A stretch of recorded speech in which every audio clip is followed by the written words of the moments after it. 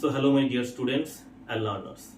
In the series of data structures and algorithm, in my previous video we have been familiar with the basic concepts of a 2D array. Okay, now today we are going to be familiar that how to deal with a 2D array using pointers. Okay, so please let's have a look on the board. So in my previous video I have told you that if you have to declare a 2D array, then you have to mention both the row and column index. So suppose I am declaring a 2D array like that. Int a 3 4. Okay, so in this 2D array 3 rows and 4 columns will be there. Now we will initialize values into this 2D array. So this 2D array will contain 3 4s are 12 elements and all the elements will be of integer type. Okay, so suppose this is the first row 1 2 3 4. So in each and every row there will be 3 rows actually. So this 2D array is nothing but a collection of 3 1D arrays, and each of this 1D array will contain 4 elements. So this is the first row, it is containing 4 elements. Then this is the 5 6 7 8. So this is the second row, and 9 10 11 and 12.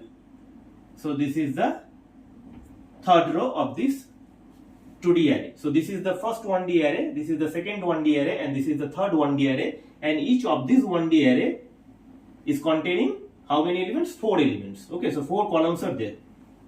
Okay, now suppose the memory allocation is starting for this 2D array from location 1001. So suppose this is 1001. Okay, now since each and every integer will take 4 bytes of memory in a 32-bit machine, 32-bit compiler, so these 4 elements will take 4 4 just 16 bytes of memory.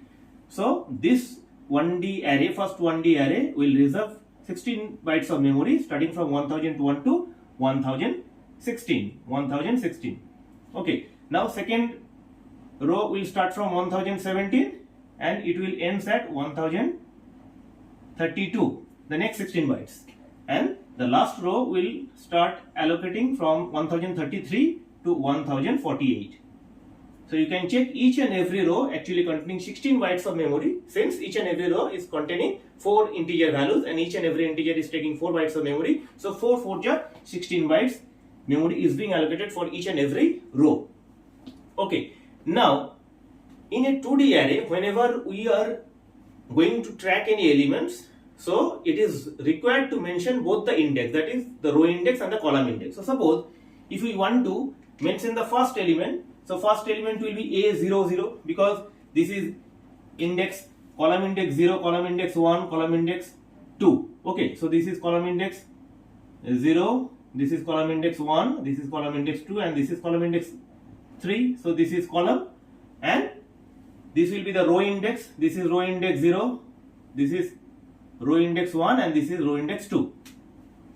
Okay, now if we want to represent the first element of this 2D array, so we will mention it like A00.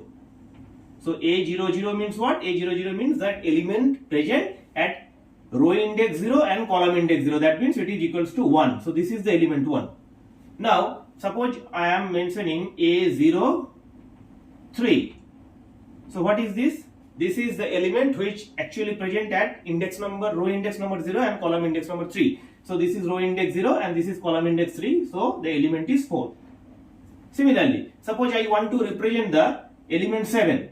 So you check the 7th element actually present at which row index? Row index 1, and this 7 element is present is actually in column index 2. So it is basically A12. So A12, and what is this A12? A12 is 7. Okay, similarly if you want to represent the last element of this 2D array, which is 12 here, so this 12 element actually present in the last 1D array, and this row index is 2 and it is present in the last column, so the column index is 3, so it will be represented as A23. So A23 3 is nothing but the last element of the 2D array, and that is 12. So this is the representation by the index of this 2D array. Okay, so this is the row index and this is the column index. But today we are going to be familiar that how to represent the individual elements of a 2D array with the help of pointers. Okay, now we will check that suppose in this 2D array, if we write A, what is the meaning of A? The meaning of A is the base address of this 2D array. So if you are mentioning the name of any array, whatever be the dimension of this array, it will always give you the base address. Base address means the starting address. And what is the starting address? Here it is 1001. Address may be anything. Okay, any address can be allocated, and it is the sole discretion of the compiler. But for the sake of understanding, here we have assumed that the allocation has started from 1001 and it lasts up to 1048. So it is 48 bytes long. So if we mention the name of the array, that means simply it will give you the base address. So here A is nothing but the base address of this array, that is 1001. Now, what is A0? A0 means, here you check that we are dealing with a two-dimensional array, and until and unless we are not mentioning both the index, the element cannot be retrieved. If we mention A00, that we have just checked that it is the element present at row index number 0 and column index number 0, that is 1. But if we write only A0, so what is this? So A0, that means how many index we are using? Only one index. So by using only one index in a 2D array, we cannot have the element. Okay, so what is A0? A0 is nothing but the address of the first 1D array. So what is the address of the first 1D array? That is the starting address of the first 1D array, and that is 1001. So this is basically A of 0. Okay, so A0 means it is 1001. So 1007 will be represented by A1. That means this is the base address of the second 1D array. Similarly, A2 will represent the base address of the third one-dimensional array.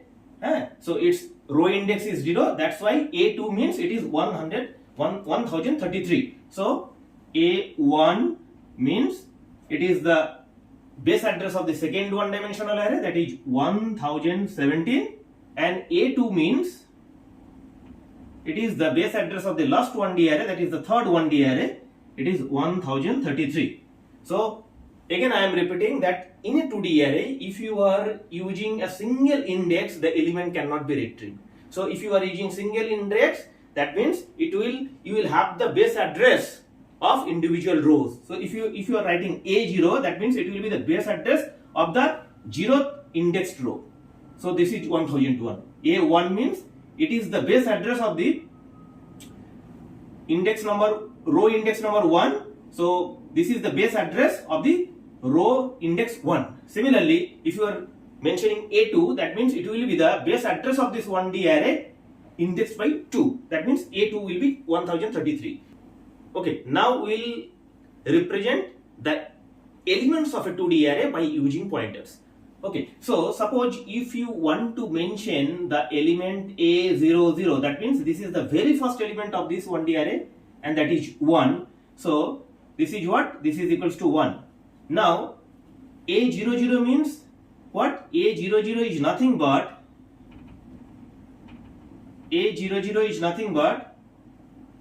asterisk of A plus 0 plus 0. Okay, actually compiler internally converts any elements, for example Aij of a 2D array like this, asterisk of A plus I plus j. So this is the pointer notation of the element Aij. Now you check, we are dealing with a 2D array. So how many asterisk symbols have we used? We have used 2 asterisk symbols. And since we are using 2 asterisk symbols, so element will be retrieved. Now, if Aij can be represented like asterisk of A plus I plus j, and you know that from the concept of 1D array, you know that asterisk of A plus I is what? It is nothing but AI plus j. So this is very important. So Aij, that is any element of a 2D array, can be represented by any of these two expression. So the first one is asterisk of A plus I plus J, and the second one is what? Second one, we have just simplified this one. We have been familiar that this is nothing but, from the concept of 1D array, the asterisk of A plus I is nothing but A of I. So asterisk of AI plus J.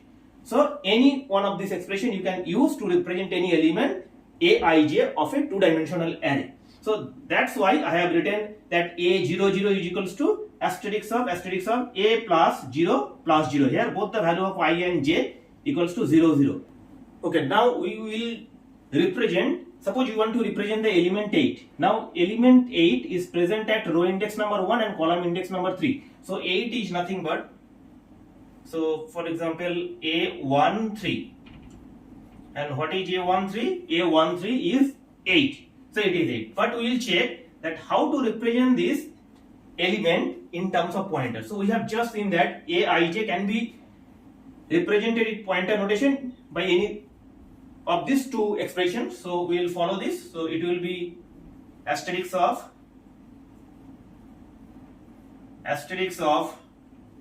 A plus 1 plus 3. Okay, I have replaced just the value of I and j here. The value of I is 1 and j is 3. So A13 is nothing but asterisk of A plus I, that is A plus 1 plus j means it is 3. Now we have also checked that asterisk of A plus I. So here asterisk of A plus 1, it can be represented by asterisk of A of 1 plus 3. So asterisk of A plus 1 is A1. Now what is A1?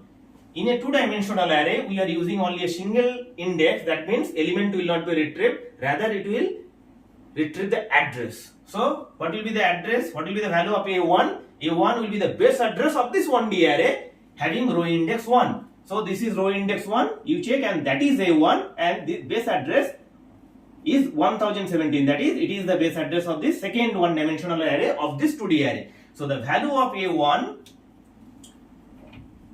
is nothing but 1017. So this is 1017. Now plus 3.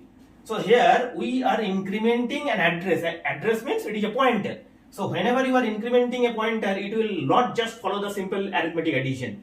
So it will not be 1017 plus 3 is equals to 1020. Rather, since this 1017 is nothing but an address of an integer, and since integer takes 4 bytes of memory, so whenever you are incrementing it by 3, it will be converted like that, asterisk of 1017 plus 3 multiplied by size of integer. Okay, and you know that size of integer is what? Size of integer is 4 here. So asterisk of 1017 plus 3 multiplied by 4. Okay, so the size of integer is actually 4. So now it will become, so this implies actually 1017 plus 3 multiplied by 4 is 12. Okay, so this is what? This is asterisk of 1017 plus 12, that is 1029. Okay, now 1029 is the address. Okay, now we will check that this is the address of the element 5, 1017, so it will take 4 bytes. So the address of the element 6 will be 1021. It will start from, because 17, 18, 19, 20, these 4 bytes will be reserved for the value 5. Then 21, 22, 23, 24. So the address of 7 will be 25, 26, 27, 28, these 4 bytes. And address of the element 8 will be 1029, 1030, 1031 and 1032. So this last 4 byte will be. So you check that at address 1029 value present is 8. Now whenever you are putting this asterisk symbol in front of any address, this asterisk symbol is called the value at address operator. So whenever you are putting an asterisk symbol in front of any address, so whatever value is there in that particular address, that will be retrieved. So which value is present at 1029? It is 8. So simply it will be 8, and you can check that A13 actually value present at row index 1 and the column index 3, which is nothing but 8. So this is the internal conversion that actually takes place with the help of the compiler, and we are using pointer notation to represent the elements. So This two expression is very important. If you want to represent the element aij, it has to be converted like these two expressions. Now we will check that how to have the address of a particular element using pointer notation. So suppose the element aij. So this is the element.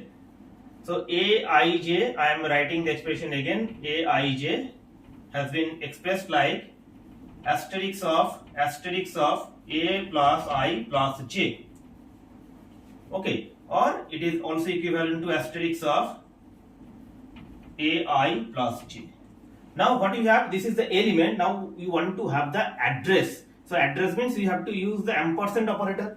Now ampersand of aij means what? Ampersand of aij means the address of the element aij. That means element present at ith index and jth column. Okay, so if aij is equals to this, then we can put an asterisk symbol, ampersand symbol in front of the right hand side also. So this is what? Asterisk of a plus I plus j. Okay, what I have done? I have just put an asterisk ampersand symbol actually in both hand, in front of the both hand side of the equation. So aij ampersand of aij, and that was the expression. Okay, so I have just put an ampersand symbol in both hand side. Okay, now one ampersand and one asterisk will cancel each other. Okay, so if you want to have the address, you have to use the ampersand operator. So without using pointer, you can have the address of aij like by ampersand of aij, but if you want to represent it, the address of any element using pointer, so what will be the corresponding equation? The equivalent expression will be asterisk of a plus I plus j. Okay, so you check, it is this. Now we have also seen that asterisk of a plus I means what? It is nothing but ai plus j. Okay, so if you want to represent this ampersand of aij, you can use this expression or you can use this expression, because both the expressions are equivalent. Okay, now with the help of this concept, we will write a program that how to take the values, how to store the values inside a 2D array, and then how to print those values, how to retrieve those values using pointers. Okay, so first I will include the header file as include stdio.h. Okay, then we'll start the main function void main. Okay, so then first we will declare the integer array a 3 4, that means having 3 rows and 4 columns, and then we will declare two different variables I and j to track the index of this 2D array. Okay, now first we will print a message in front of the user that enter the elements. Okay, as we have done in our earlier video. Now to take the values inside a 2D array, what you have to do? We have to execute a nested for loop. So I am writing the for loop for I is equals to 0, I less than 3, I plus plus. Inside this for loop, we have to execute the column loop, that is for j is equals to 0, j less than 4, j plus plus. Okay, and so this is for row and this is for column. Okay, so you can check that the column loop, the row loop will iterate for the value of I equals to 0, 1 and 2. Okay, so 0, 1 and 2, these are the three index of the three different rows, and the column loop will iterate 4 times for the value of j equals to 0, 1, 2 and 3. 0, 1, 2 and 3. Okay, so you can also go through the previous video. I have discussed in detail that how the loop are getting executed. So without using pointer, we have called the scanf function. We are scanning the integer value. So scanf percentage d, instead of writing ampersand of aij, now what we will write? We will write, either you can write asterisk of a plus I plus j. Okay, this one you can write, or if you want to write, you can also write this one, that is asterisk of a plus I is what? That is a of I plus j. Okay, so any one of this expression, either this one or this one, you must use. Okay, so it will help you to scan the value. So that is the close of the inner for loop, that is the close of the outer for loop. So all the values will be taken inside this 2D array. Okay, now what we will do, we have to print this 2D array. So again, if we have to print, we have to execute the same nested for loop. So I am writing the same loop once again. So before writing, we are printing printf new line array elements are as follows. Okay, so now we are executing the same for loop. Okay, so you can check, I have mentioned the same two for loops. For I equals to 0, I less than 3, I plus plus. For j equals to 0, j less than 4, j plus plus. And now we have to call the printf function because we want to print the elements. So printf, then percentage d will give tab symbol. So it will print the elements taking 8 character space because tab takes 8 character space. And instead of writing aij, now we will write asterisk of a plus I plus j. Okay, that we have seen that this is the conversion of aij. Or you can, instead of writing this one, you can also write, because you know that asterisk of a plus I is nothing but ai. So you can also write asterisk of, you can write asterisk of ai plus j. Okay, so both the equations are equivalent. So you must write any one of these two here or any one of these two here, and that is the close of the inner for loop. Now if you want to print the elements in row wise, so what you will have to, after closing this inner for loop, you have to execute the print, you have to call the printf function again to take a new line. Okay, and that is the close of the outer for loop, and that is the close of the main function. So when this function will iterate the outer for loop, that is row, this is the row, this is for row and this is for column. Okay, so whenever this outer loop will start iterating, it will start the value of I from 0, and for the value of I equals to 0, it will take, j will take 4 values, that is 0 to 3, because 3 less than 4 up to this value of j, the condition will be true. So 0 less than 4, 1 less than 4, 2 less than 4 and 3 less than 4. Okay, you check my previous video, I have discussed in detail, and it will print all the values in this way. So whenever you will run this program, you will have this output. First this line will be printed, that enter the elements. Okay, then you will supply all the values. So 1, 2, 3, 4, 5, 6, 7, 8, 9, 10, 11, 12. So 12 values. And then after that, this printf statement will be executed, that array elements are as follows. So this will be printed, array elements are as follows. Okay, and then it will print the the element of the first row first. So the element of this first row are 1, 2, 3, 4. Then it will take the new line before going to the second row. Okay, so in the second row, it will print the elements of the second row, that is 5, 6, 7, 8. And in the last row, it will print 9, 10, 11 and 12. So in this way, we can take the values and print the values using pointers. Okay, so before going to this video, I'll request all of you to please check my previous video where I have also discussed in detail that how these loops are working, how to take the values. Okay, so my dear students, thanks for watching. I hope that you have understood the concept of this pointer notation, how to deal a 2D array with these pointers. Please take care. Have a nice day.